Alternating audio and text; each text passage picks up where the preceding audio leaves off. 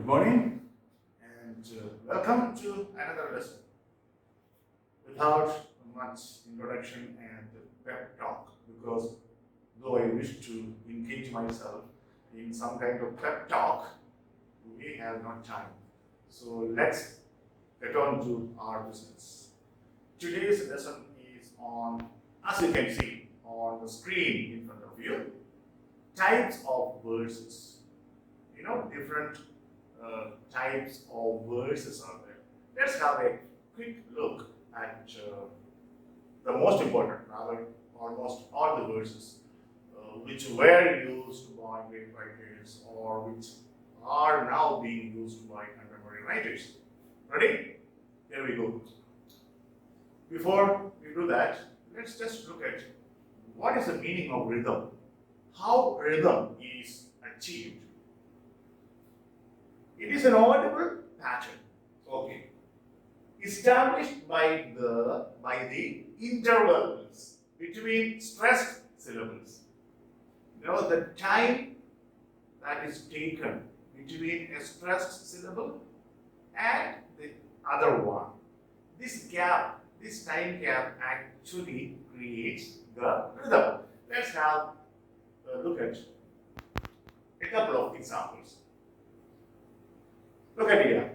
The syllables in red are stressed. In blue are not stressed. You see the time gap. Good evening, dear. This gap creates, and if you do it, if you're an expert, then that rhythm will be there. How's it going? Okay, the gap between the first stressed word, house. How's going? That kind of. Check, please. This is bonding. Both are stressed. Beautiful weather we are having. That kind of, if you're an expert, you can get it. Okay. This is how rhythm is achieved. Now, accentual syllabic words. What does that mean? It is words, the meter of which is determined by the number of stressed and unstressed syllables. That is how this accentual syllabic words is written. We have already seen while discussing meter, prosody, okay, stressed and unstressed syllables. So this pattern of stressed and unstressed syllables in words is usually known as accentual syllabic words, stressed syllables. Okay. Example here. Whose woods these are? I think, I know. What meter it is? Unstressed, stressed, unstressed, stressed, unstressed, stressed, unstressed, stressed. What is that? I am. Okay. All these are iambic pentameter. Now, quantitative meter. This was used in Old English. Okay.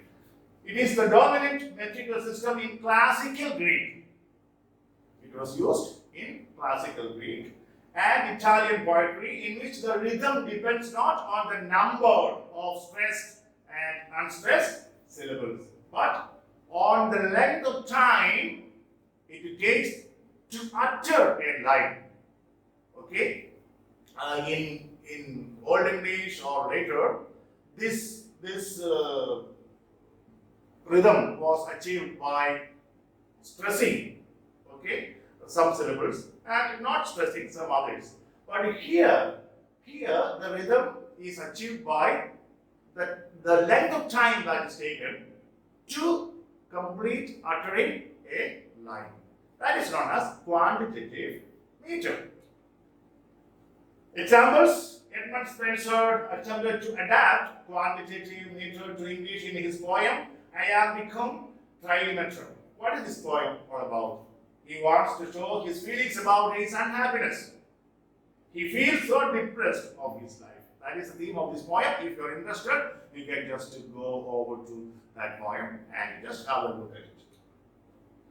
Next one is very important one. From the examination point of view, this is very, very important. Sprung rhythm. First, it is a system devised by or invented by. It is a system invented by Gerard Manley Hopkins, who was a Catholic priest. Now, what was his purpose? His purpose was to approximate poetry to the natural speech of common people. Poetry and common people. Okay. So, whatever speech ordinary people used, he wanted to bring that into poetry. Now, it is a verse form containing various numbers of feet per line and from 1 to 4 syllables in a foot. In traditional meter, how many syllables can be there in a foot? In a meter? 1 to 3. 1 to 3. Not more than that. But Hopkins invented something different. In his meter, in his foot, 1 foot can contain 1 to 4 syllables. This is one of the most important features of sprung rhythm. Okay. Now the stress is always on the first syllable in a foot. And if there is only 1 syllable, then on that syllable. Okay. Then followed by a varying number of unstressed syllables. A varying number means how many? Maximum. If 1 is stressed, then the 3 will be unstressed. There can be a maximum of 4 syllables in a foot. And the first one will be stressed. Okay. Note, identification of stressed and unstressed syllables in poetry using sprung rhythm sometimes differs from reader to reader. You may ask, sir, how to find out which syllable is stressed, which is not stressed. And if you are reading a poem written by someone who has been very prone to using sprung rhythm, then you know that the first syllable will be stressed and the remaining 3 in a foot will be unstressed. Anyway, this is not very important from the point of view of exams. What is important from the point of view of exam is sprung rhythm was invented by Hopkins. And in sprung rhythm, a foot can have 1 to 4 syllables maximum. That is in contrast with the traditional meter in which a foot has only a maximum of 3 syllables. So that is the difference. Okay. Now, what you can see written in blue color. Sprung rhythm is viewed as a bridge between the traditional meter and free words. So, from the examination point of view, remember this. Suppose a question comes, which of the following is considered as a bridge between traditional meter and free words? And many options, you now know the answer. It is sprung rhythm, because free words is very close to common natural day-to-day speech, and sprung rhythm actually has attempted to do exactly the same. Okay. Now the first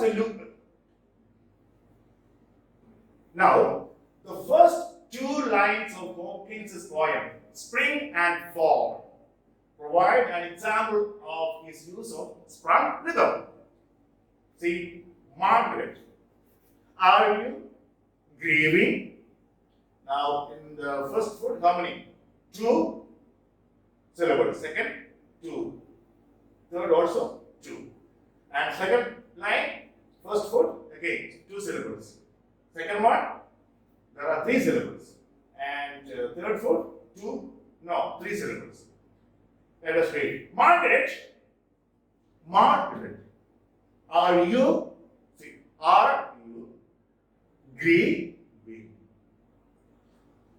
over golden grove? Golden grove. Stress is only on the first syllable. Golden grove. Okay. Unleaving. and living. There are 3 syllables in that food. The syllables in red are stressed. Anyway, you can practice if you are an expert and enjoy in your free time. Okay. Another one from his famous poem. What is that poem? Pie Beauty. Yes, mixed beauty.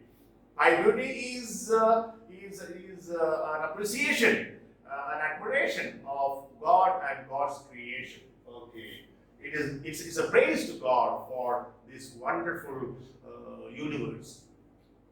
Glory be to God for double things. For skies of purple color as a blinded cow. This is again another example of sprung rhythm. Next verse is refrain. What's refrain? You know what refrain is. It is a phrase or line repeated at intervals within a poem, especially at the end of a stanza. We repeat the same line at the end of different stanzas. That's known as a refrain. Example, let's look at. See, with the ripple of leaves and a tinkle of streams, the whole world rolls in a rhythm of praise, and the winds are on with the clouds and waves. Midsummer days.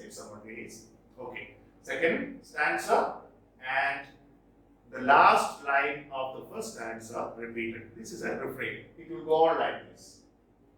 Next one, quatrain. The word itself gives you the meaning. 4 lines.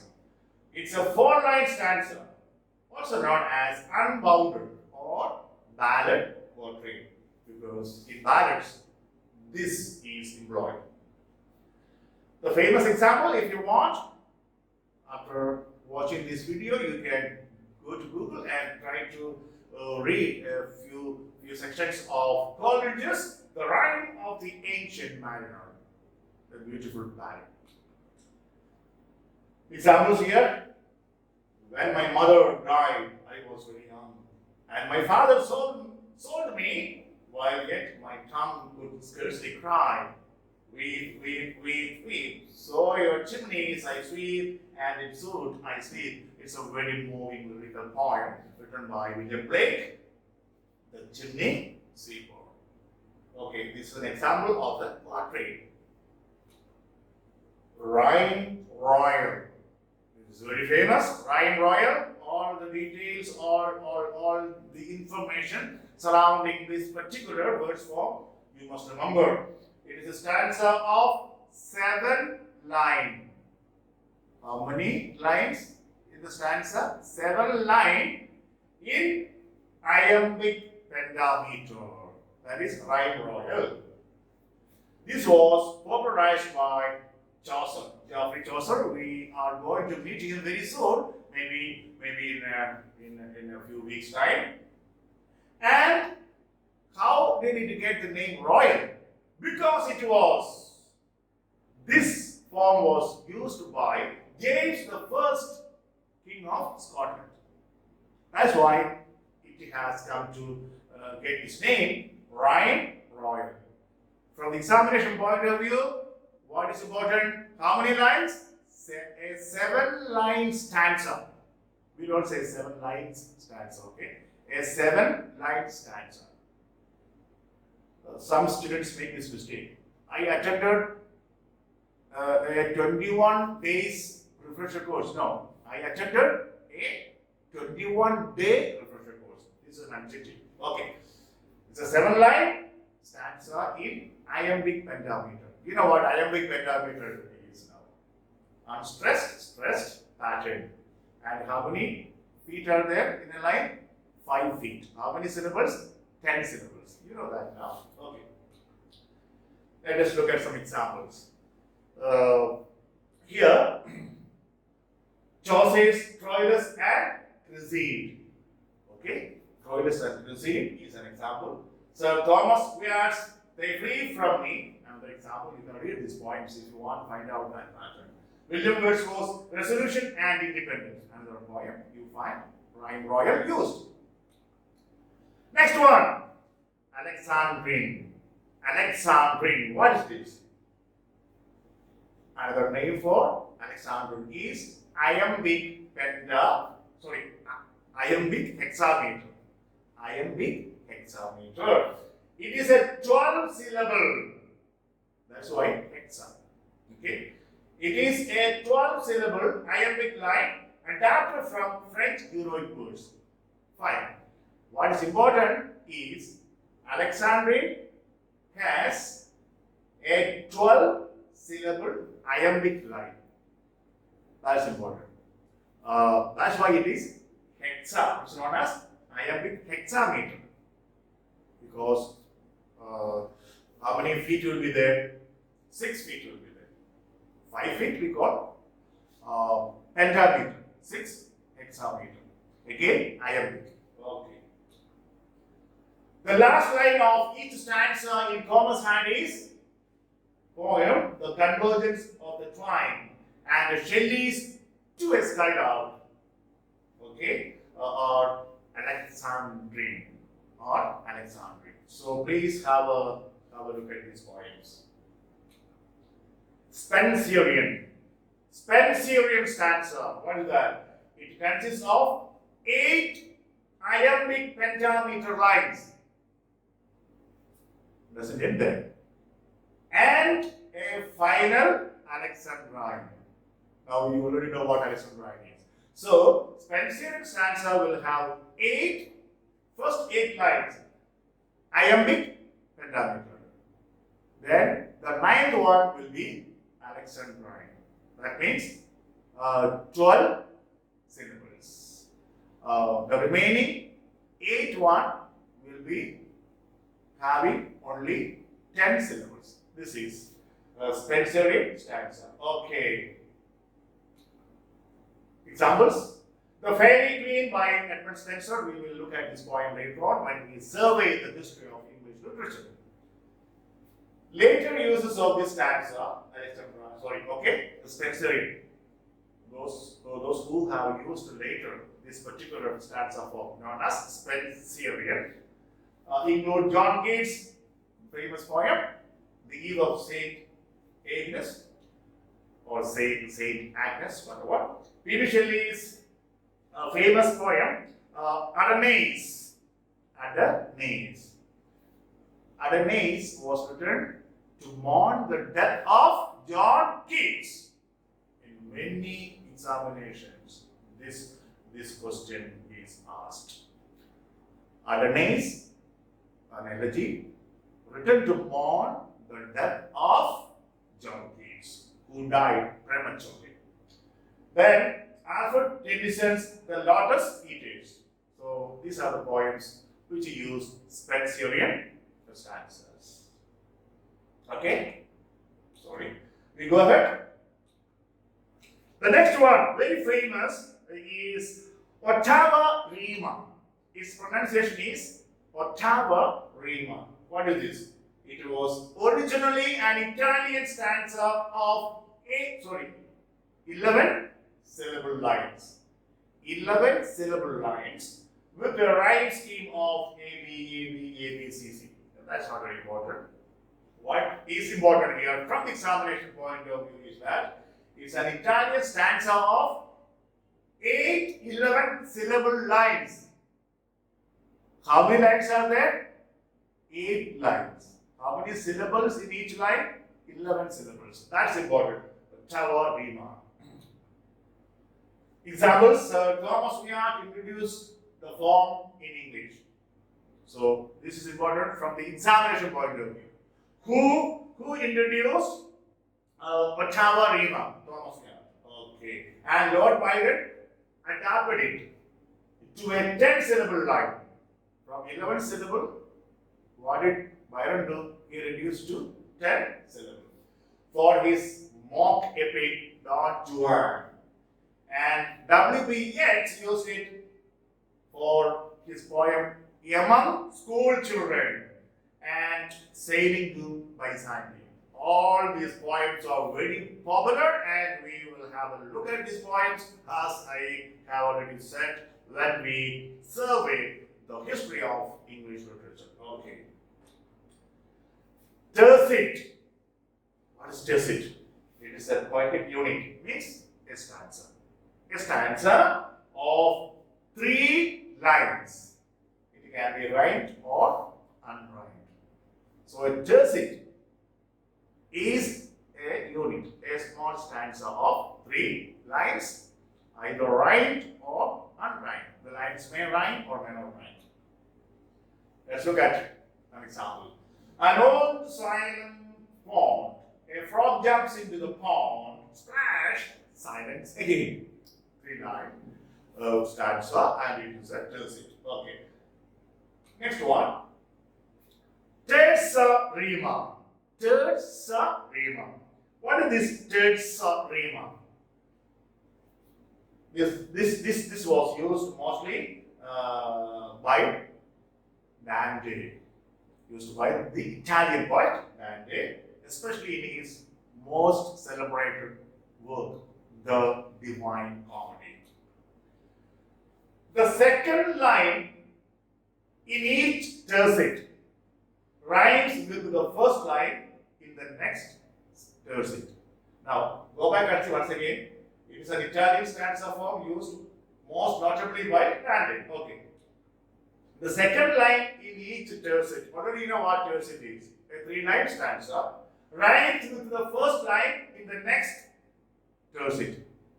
Look at the example. Oh, wild west wind, thou breath of autumn's being. Blah, blah, blah. Now you see what the second line of the first stanza, we call it tercet because the first stanza has only 3 lines. The second line rhymes with the first line of the next stanza, means the following tercet. I have put those rhyming words in red or letters in red.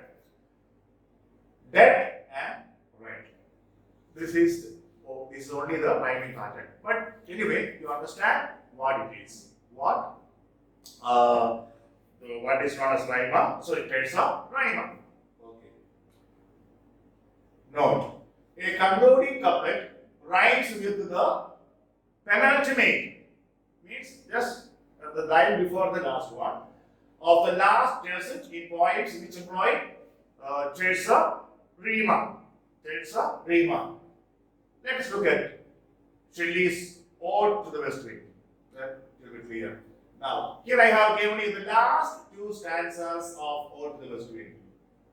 Now, you see the second line of the final tercet. There are only 3 lines. Mankind rhymes with the last couplet. See, wind behind.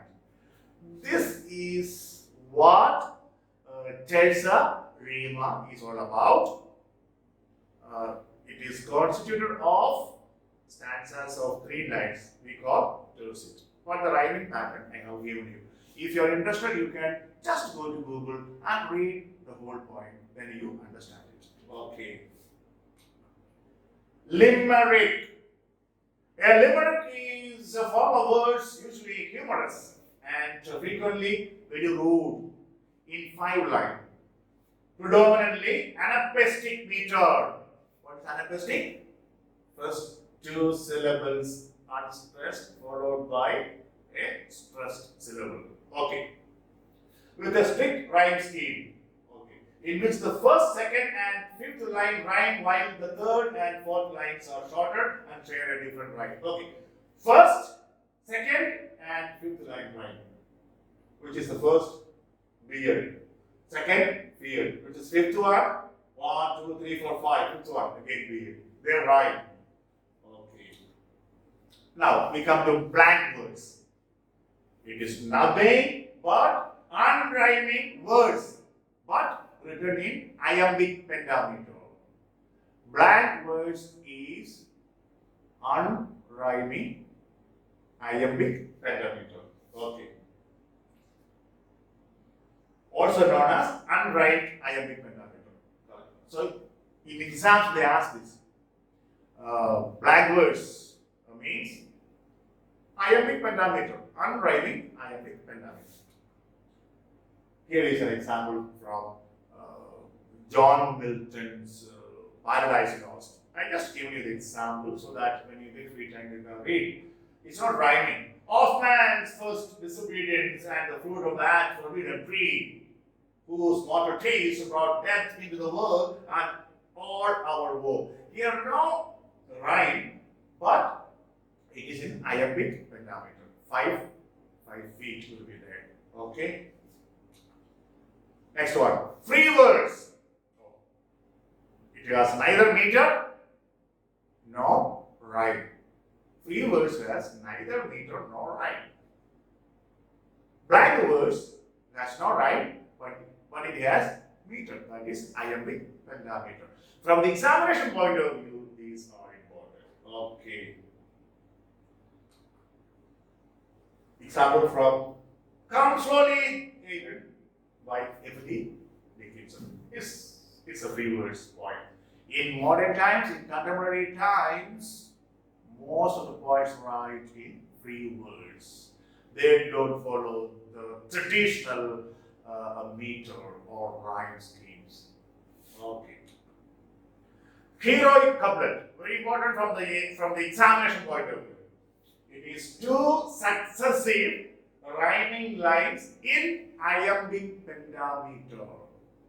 Heroic couplet is two successive rhyming lines. The rhyme. In what meter? Iambic pentameter. Chaucer in the 14th century was the first to make extensive use of heroic couplet. Okay. Then it was later perfected by the 17th and 18th century poets like John Dryden and Alexander Pope. Not the poet. John Dryden and Alexander Pope were responsible for perfecting heroic couplet. Good. Take one example from Shakespeare's famous play, Hamlet.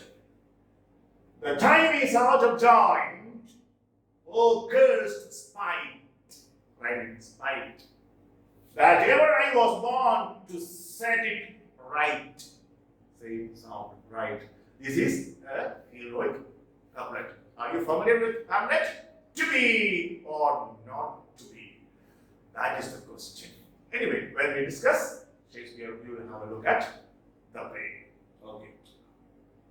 Another example for heroic couplet. Little learning is a dangerous thing. Drink deep or taste not the Pierian spring. Spring, then you're like brain again. This is heroic couplet. An example drawn from Alexander Pope's famous poem, an essay on criticism. Another example here. You see, fair, hair, heroic couplet. Then pawn, same sounds. Okay. Ghazal. You know ghazal?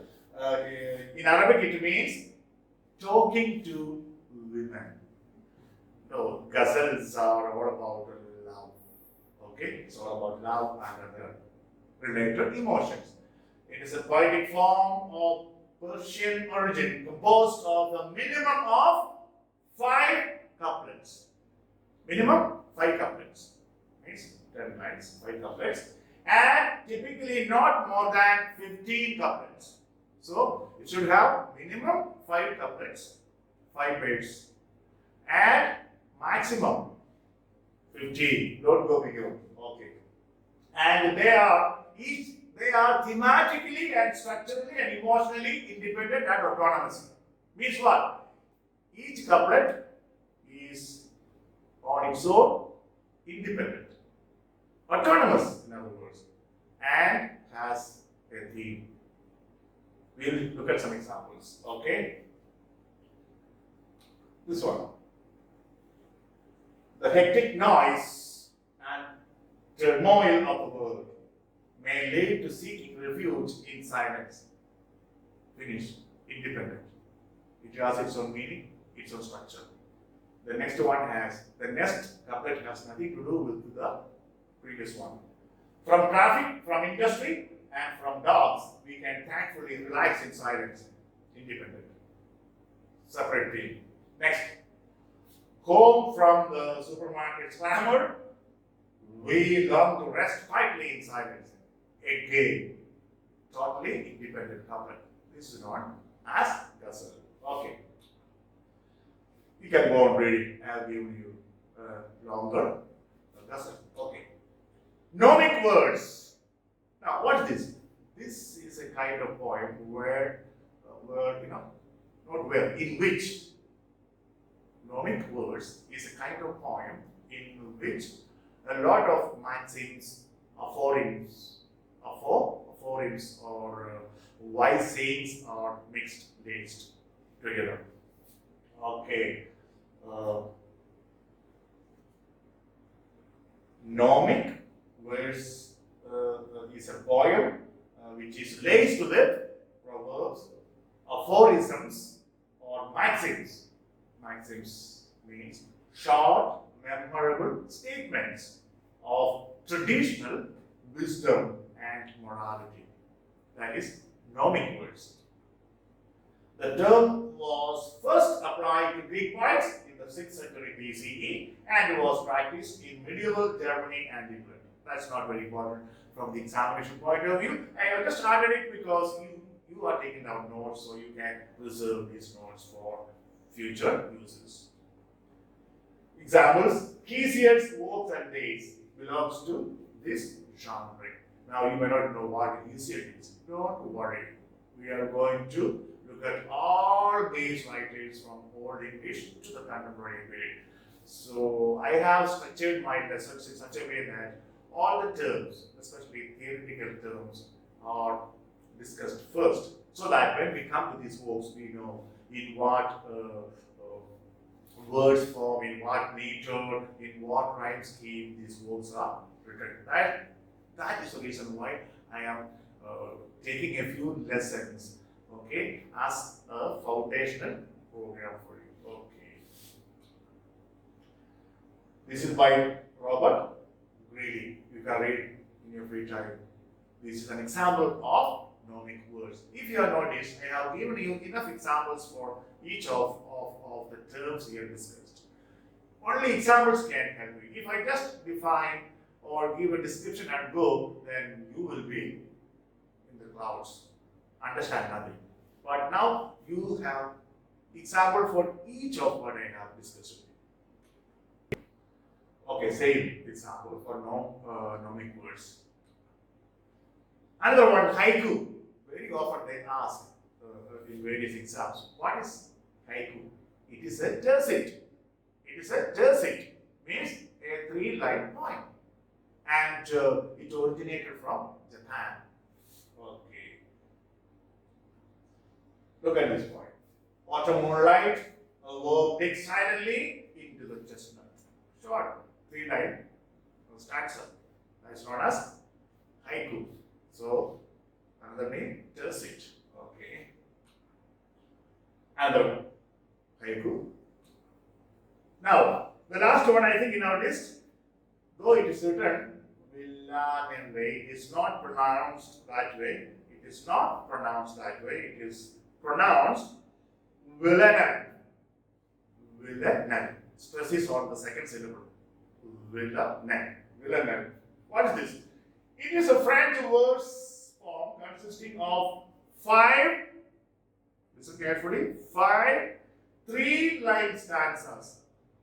That means tercets, 5 3-line stanzas and a final quatrain, means 4 lines. That means how many now? 19 lines. With the first and third lines of the first stanza. We will see the examples. The first and third lines of the first stanza repeating alternatively in the following stanzas. Oh, you may be getting confused. Don't worry. I'm going to give you an example. Okay. These 2 refrain lines form the final couplet in the quatrain. Okay? Let us see now. The best example is Dylan Thomas's, famous poem, Do not go gentle into that good night. Beautiful poem. An excellent example of villanelle. Here, do not go gentle into that good night. Old age should burn and rave at close of day. Rage, rage against the dying night. Okay, sorry, dying of the night.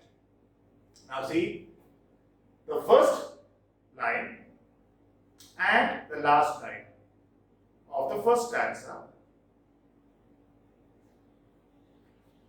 will alternatively repeat. Look at the second stanza. The last line of the second stanza is a repetition of the first line of the first stanza. Now, the last line of the third stanza is a repetition of the last line of the first stanza. That's what we have already seen in the description. You can go back to the description and read it again and then read these lines. Okay. I have given you the entire poem here just to bring your attention the structure of villanelle. Okay. And again, see the last one. See the final. The final two lines are nothing but repetition of the first and the last lines of the first stanza. Okay, good. We have come to the end of this lesson. Before I end, there's a quote for you. Or I have decided to give you after every lesson one quote that would be useful for your examination. War is peace, freedom is slavery, ignorance is strength. A famous quote from George Orwell's celebrated novel, 1984. In one exam, it was asked. You know, in your questions, there is a category known as famous opening lines. Okay, famous opening lines from different novels. They give you an opening line and they give four names, four options, and you have to find out from which of the following novels or poems or plays this line is taken. So, keep in mind. This is very important. Okay, then that's all for today. And there will be one more lesson related to prosody.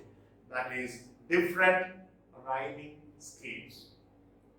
After that lesson, we will move on to the most important literary terms. Okay? Till then, stay happy.